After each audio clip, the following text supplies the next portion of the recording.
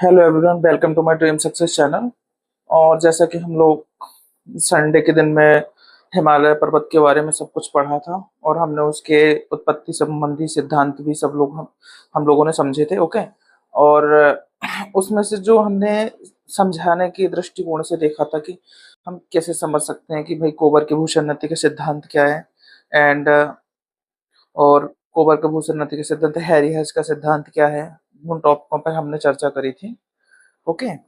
सो आज हमने कल समझने की दृष्टि से संडे को देखा तो वन वन आवर का एक हमने वीडियो लॉन्ग टर्म का हमने अपलोड करा है, उसको आप देखें समझें। और थोड़ी सी बेसिस पे और जो चीज़ें मुझे समझानी है वो और मैं समझाऊंगा। इसके बाद हम प्रॉपर तरीके से उसमें हम लिखेंगे। ठीक है। बस उस टॉपिक पे हम आगे चर्चा करेंगे। So let's start. ओके।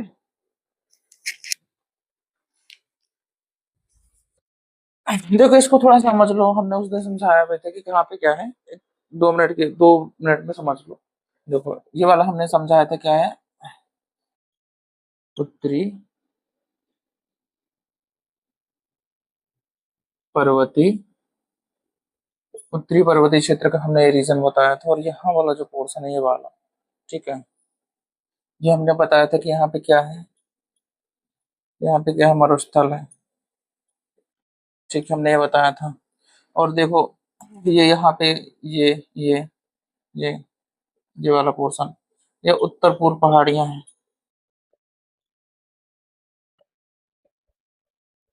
हमने ये भी समझाया था। ठीक है। और यहाँ पे मैंने बताया था कि यहाँ पर देखो, छोटे छोटे हिस्सों में क्या है, ये लक्षद्वीप समूह है।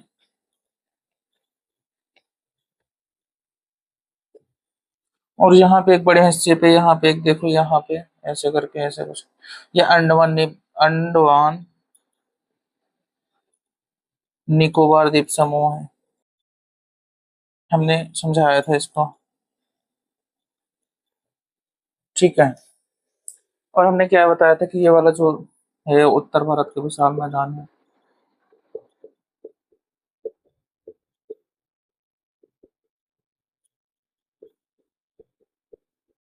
ये हमने चर्चा करी थी, उत्तर भारत का क्या है, विशाल मैदान है।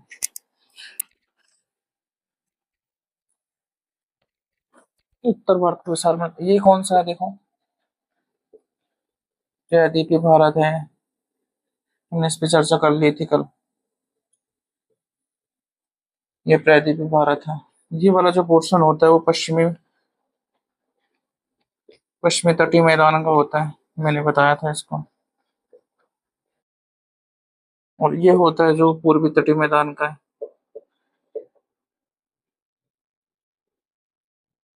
ठीक है। इन बेसिस पे हम लोगों ने संडे के संडे का जो वीडियो है वो हमने मॉर्निंग पे मंडे में अपलोड करा है। और इसको भी हम अपलोड करेंगे। तो ये समझ लो, बेसिक चीजें थोड़ी सी हैं बट समझना इम्पोर्टेंट है। कि अब अगर आपको समझना है कि भारत का भारत की भौतिक संरचना,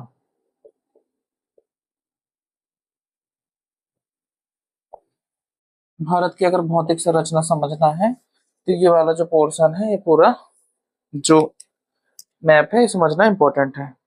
आई होप समझ में आया होगा। एंड हम हिमालय हिमालय की उत्पत्ति संबंधी सिद्धांत की चर्चा कर रहे थे, तो थोड़ा सा उसको हम और देखेंगे।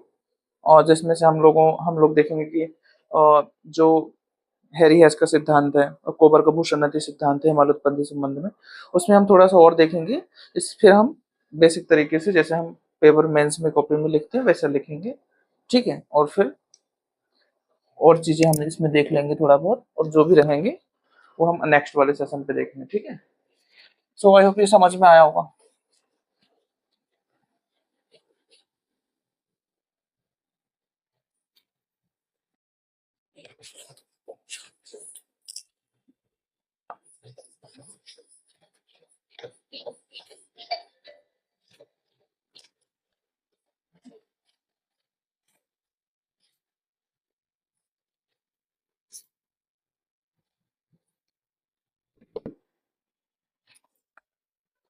तो देखो,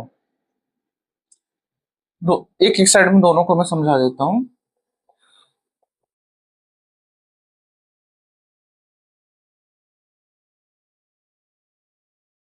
कोवर का भूसन्नति सिद्धांत, इसमें इन्होंने क्या बोला था?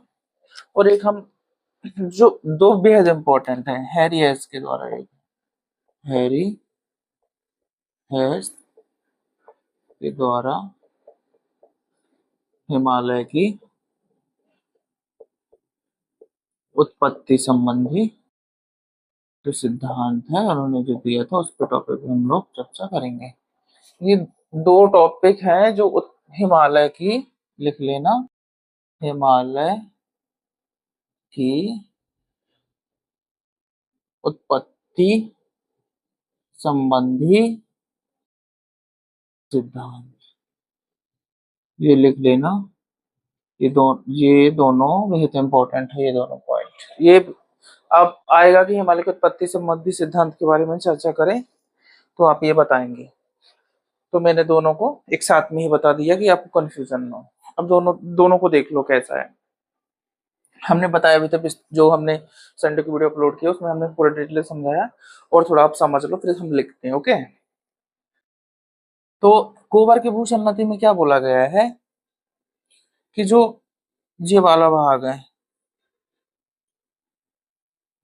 ठीक है, समझो, बड़ा सा आएगा थोड़ा सा, देखो ये भाग, ये भाग, ये भाग, ये अंगारा लैंड है, देखो लिख लेना, अंगारा लैंड और ये गोंडवाना लैंड, ठीक है, ये भूसन्नति है ये।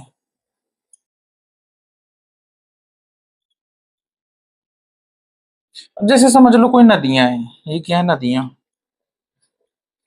नदियां अपने साथ में क्या ला रही हैं, नदियां अपने साथ, ये मान के चलो ये नदियां गई हैं, ये नदियां हैं, अपने साथ में क्या ला रही हैं, बड़े बड़े अवसादों को ला रही हैं साथ में,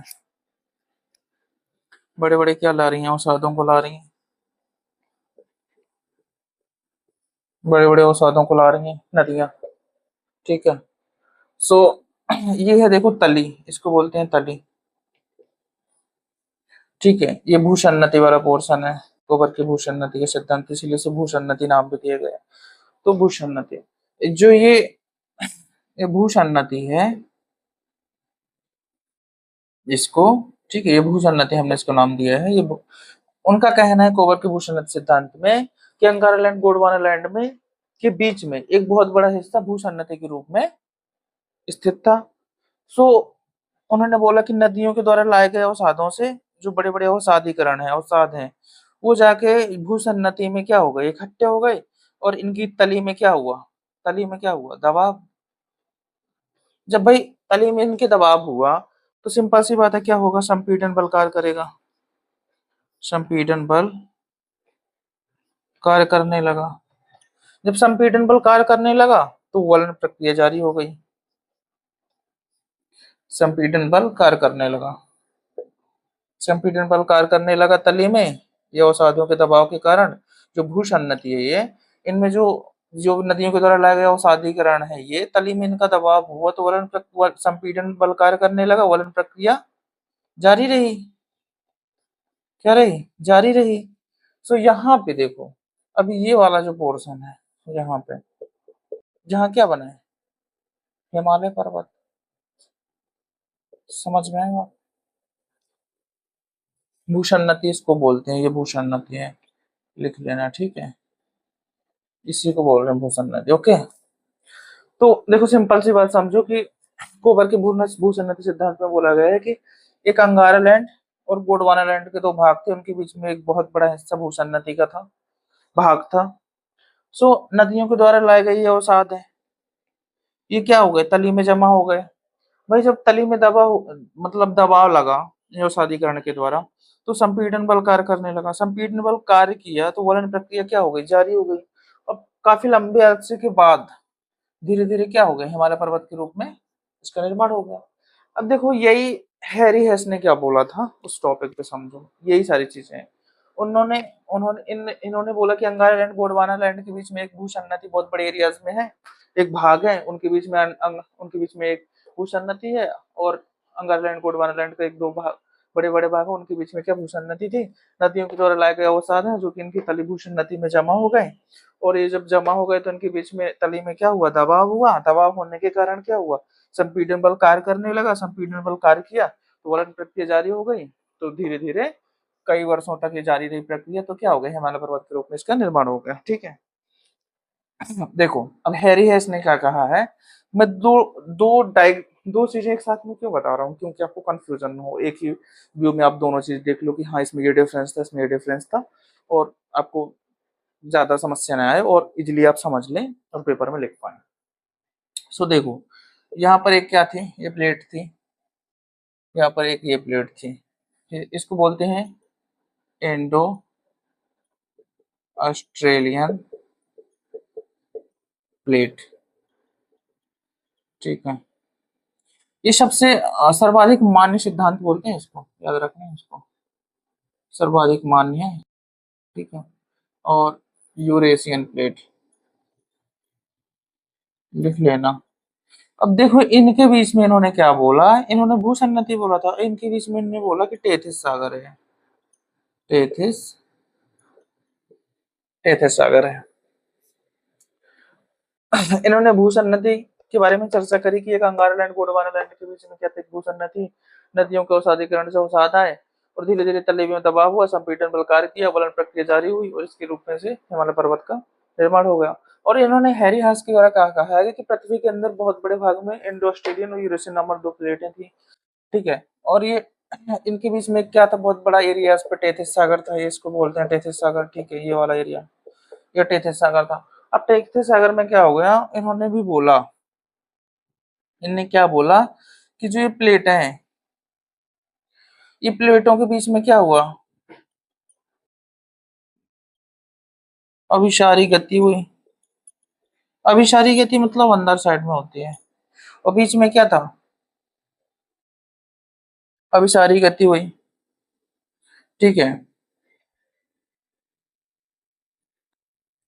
इसमें भी नदियां थी। ठीक है, ये नदियां भी यहाँ पे धीरे धीरे धीरे धीरे यहाँ आई, और ये भी यहाँ पे एक बड़े हिस्से पे अवसादीकरण रूप में जमा होने लगे। समझ में आया बात, ये भी बड़े हिस्से पर समझ में आई बात, ये वाला पोर्शन है जो रूप में जमा हो गई। अब ये जो दो प्लेटें थी, समझना बात का, समझना बात को, इंडो वेस्टर्न यूरेशियन प्लेट, ये दोनों के बीच में क्या हुई, अभिसारी गति हुई। जब अभिसारी गति हुई तो क्या हो गया, संपीड़न बल कार्य करने लगा। संपीड़न बल कार्य करने लगा। जब संपीड़न बल कार्य करने लगा तो देखो यहाँ पे दबाव बनेगा ना इसकी तली पे, औषधिकरण के कारण ये प्लेट यहाँ से एक कर रही है, और अभिसारी गति एक यहाँ से कर रही है, दोनों के बीच में अभिसारी गति हुई। तो जो टेथिस सागर थे, इनकी तली में क्या हुआ, औषधिकरण, तो ये तो नदियों की तरह लाए गए, और इनके बीच में क्या हो गया, इनके बीच में अवसाद जमा हो गए, और ये दोनों के बीच में जब दोनों आपस में अभिसारी गति दोनों प्लेटों ने करा, तो इनके बीच में अभिसारी गति हुई, तो ये संपीड़न बल कार्य किया, फिर यहाँ क्या हो गया, वलन प्रक्रिया जारी हो गई, और वलन प्रक्रिया क्या हो गई, जारी हो गई। जब वलन प्रक्रिया जारी हो गई तो धीरे धीरे ये ऊपर की ओर उठता गया, ऊपर उठता गया, कई वर्षों तक ये प्रक्रिया जारी रही, वलन प्रक्रिया की। दो इंडो ऑस्ट्रेलियन यूरेशियन प्लेटों के बीच में देखिए आता एक बहुत बड़ा भाग पे टेथिस सागर था। दोनों के बीच में एक अभी दोनों प्लेटों के बीच में सारी गति हुई, जो नदियां हैं इनके अवसाद यहाँ तक जमा तो थे ही, उनके बीच में देखो सारीकरण तो थी, इनके बीच में अभी सारी गति हुई, और यहाँ तली में क्या हो गया, दबाव हुआ। दबाव होने के कारण क्या हुआ, संपीड़न बल कार्य करने लगा, वलन प्रक्रिया क्या हो गई, जारी रही, और इसके रूप में टेथिस सागर का निर्माण हो गया। ठीक है, आई होप ये वाला सेशन आपको पसंद आया होगा। हमने इसके बारे में दोनों को एक साथ में समझाया है। यहाँ पे थोड़ा समझ लेना कि मेनली क्या है कि इंडस्ट्रियल ड्यूरेशन प्लेट दो थी, जो इनके बीच में टेथिस सागर था, दोनों के बीच प्लेटों के बीच में पृथ्वी के अंदर मतलब था, ये प्लेटें थी, दोनों के बीच में क्या हो गया, अभिसारी गति होने के फलस्वरूप संपीड़न बल कार्य करने लगा, वलन प्रक्रिया जारी हुई, जिससे महान हिमालय का क्या हो गया, निर्माण निर्माण हो गया। आई होप ये समझ में आया होगा। और इसके बारे में हम कल और अच्छे से लिख लेंगे, बिकॉज़ मुझे लगता था कि दोनों एक साथ में समझाना ज़्यादा ज़रूरी है। Thank you very much.